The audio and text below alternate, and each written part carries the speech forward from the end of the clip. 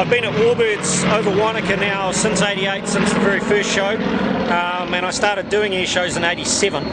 I worked for 12 years as a bomb technician, and now I'm in the fire service, but I keep an interest in this sort of stuff. I've got a keen interest in military stuff.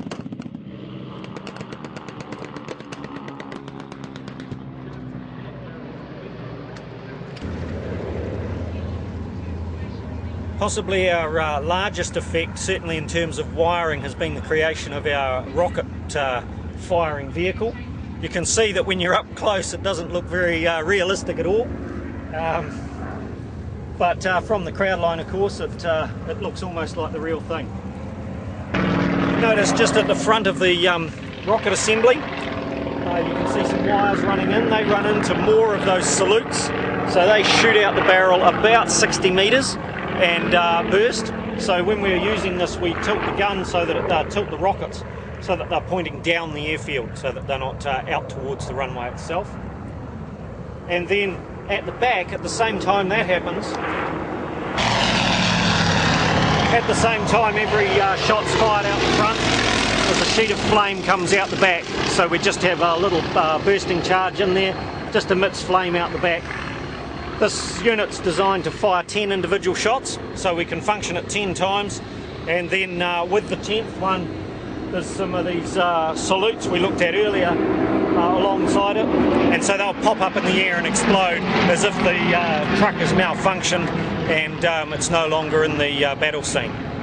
This is the front of our 100 and something odd millimetre cannon. It's made out of high pressure gas line.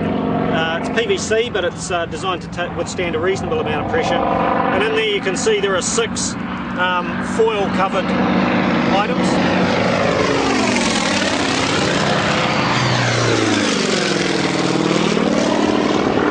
And those 6 items are a mixture of powders, a thing called flash powder and blasting powder. Blasting powder kicks it out, and then the flash powder gives it a flash at the end. And when the 6th one of those fires, this cannon will actually be elevated. There'll be a cloud of dust underneath it, and the cannon barrel will come down and fall to this resting position. And then of course later on in the show, towards the end, after the airfield attack, we've got a V1 which is sort of nosedived. You can see it in the distance there, and around that we have a whole lot of pyrotechnics. They're basically display pyrotechnics, sort of fireworks display items. So we'll get a whole lot of sparks and flames shooting out of that.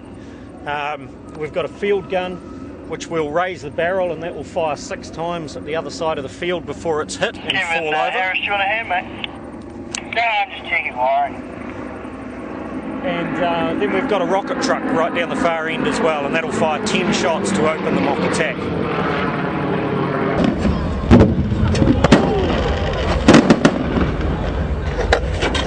Contraption about 2 shows ago now, and it's survived. We keep trying to blow it up and it keeps surviving. You'll see around it we've laced a whole lot of charges. These are basically the same as the small scale fireworks you buy, the retail fireworks, just on a bigger size. They pop up in the air about 25 metres and explode. And then we have in here the bigger version. These are 75mm salutes. They have a lifting charge underneath them, and then the bursting charge on the top.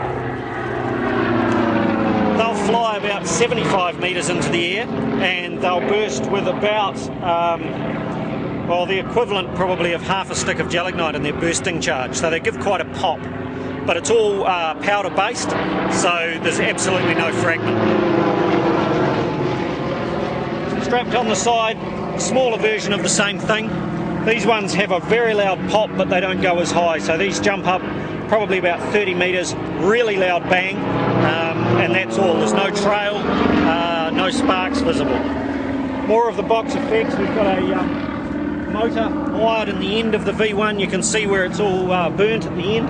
That's where our rocket motor starts from. We've got an 8-minute smoke generator up there, which spits a few sparks and then it starts burning. The rest of the mock attack, because that's really our finale, prior to that the aircraft come in and they'll strafe the ground. Here's one of the cardboard targets that they're aiming at. There's a pair of 44-gallon drums beside it. The 44-gallon drums have what we call a popper charge underneath them, which is just enough to lift the drum and cause some smoke to come out. So the drum will wobble, it won't fall down, it won't go in the air, but it's just enough, and you get that big cloud of billowing blue smoke, so it looks like the drums have been hit and they're burning. The box is laced with detonating cord. When that explodes, happens so very fast. 1 minute it's there, next minute it's not. 7,300 metres a second that piece of cord will disappear at, and it will completely shred the box. Yesterday in our and in our rehearsals, the biggest pieces we found were sort of 4 to 5 inches. Once again, it's designed so that everything's destroyed and we don't get any fragment flying. More boxes, more of the same attached to the store. The store is just a frontage made out of plywood.